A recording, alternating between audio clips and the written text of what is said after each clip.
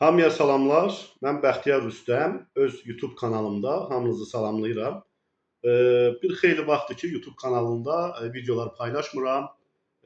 Bunun obyektiv və subyektiv səbəbləri var idi. Artıq bugündən başlayaraq hər gün siz üçün ən aktual, maraqlı mövzulara toxunacağam və həmin mövzulara öz münasibətimi bildirəcəm. Sizdən də xahişim səhifəmi takib etməyi və dəstək olmaqdır. İnşallah sizin köməklinizlə YouTube səhifəmizi daha da genişləndirəcəyik və hər gün bir maraqlı mövzuya toxunacağıq. Bugünkü mövzumuz Qarabağın Çempionlar Liqası hekayəsidir. Bilirsiniz ki, biz Qarabağdan Çempionlar Liqasında yaxşı oyun gözləyirdik, yaxşı mübarizə gözləyirdik. Ancaq Çempionlar Liqasının ilk 2 oyununda Qarabağ səfərdə bütün Avropanı, dünyanı şoka saldı. 2-0 məğlubiyyətdən 3-2 hesabı ilə oyunu başa çatdırdı. Benficanı məğlub etdik. Hansı ki, Qarabağa heç bir şans görmürdülər bu oyunda və ikinci oyunda Bakıda Kopenhageni məğlub edərək 2 oyuna 6 xal qazandıq və hal-hazırda Çempionlar Liqasının liqa mərhələsində çıxış edən 36 komanda içərisində 6-cı yerdəyik. Top fərqinə görə yerdə qalırıq, yoxsa maksimum nəticə göstərmişik. Bəs Qarabağın növbəti oyunlarda şanslarını necə dəyərləndirək? Baxın, Atletik Bilbao səfərimiz var. Çox əhəmiyyətlidir. Bəzi azarkeşlər Qarabağdan yalnız və yalnız qələbə gözləyirlər. Bəli, 2 oyun artıq azarkeşlərdə də motivasiya, həvəs və Qarabağa inamı daha da artıb. Ancaq Atletik Bilbao səfəri çox çətin olacaq. Atletik Bilbao böyük beşlik ölkəsi klubudur, İspaniya klubudur və 2 oyunda öz meydanında Arsenal, səfərdə Borussia Dortmunda məğlub olub.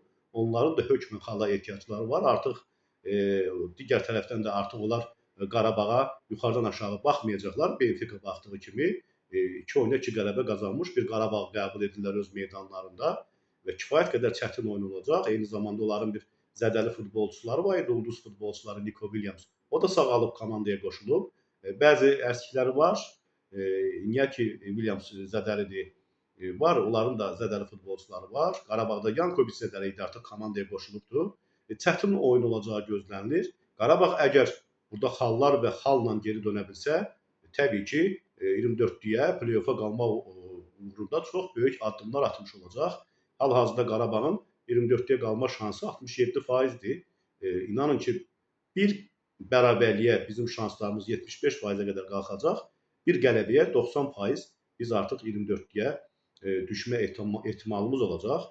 Həddindən artıq çətin oyundur, çox çətin oyundur. İnşallah Qarabağ bu deməli Atletik Bilbao'nun öhdəsindən gələr, öz xal və xallarını qazanar. Ancaq nəzərə çatdıraq ki, Atletik Bilbao klubu 2 oyunda 2 məğlubiyyət qazanıb.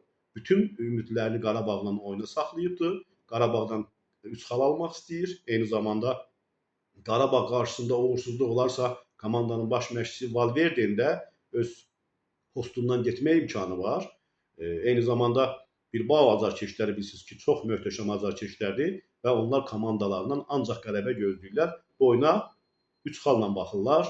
Yəni deyirəm, biz Benficanı da məğlub etsək, Kopenhageni də məğlub etsək, hələlik böyük beşlik ölkəsi klubları ilə qarşı-qarşıya gəlməmişik və Atletik Bilbao onlardan biridir.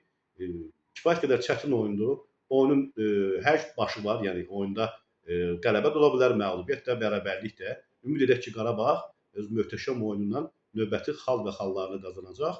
Ümid edək, ancaq yenə deyirəm, çox çətin oyundur. Yazarsınız şərh bölməsində öz fikirlərinizi. Mən bu oyunun 2 oyuna nisbətən, Benfica və Kopenhagenə nisbətən daha çətin oyun olacağını güman edirəm, gözləyirəm. Ancaq yenə də ümidim var ki, Qarabağ Atletik Bilbao'nun da öhdəsindən gələcək. Sabah növbəti digər maraqlı mövzulara toxunacağam. Xahiş edirəm, səhifəmi takib edin. İnşallah Qarabağdan qələbə gözləyirik.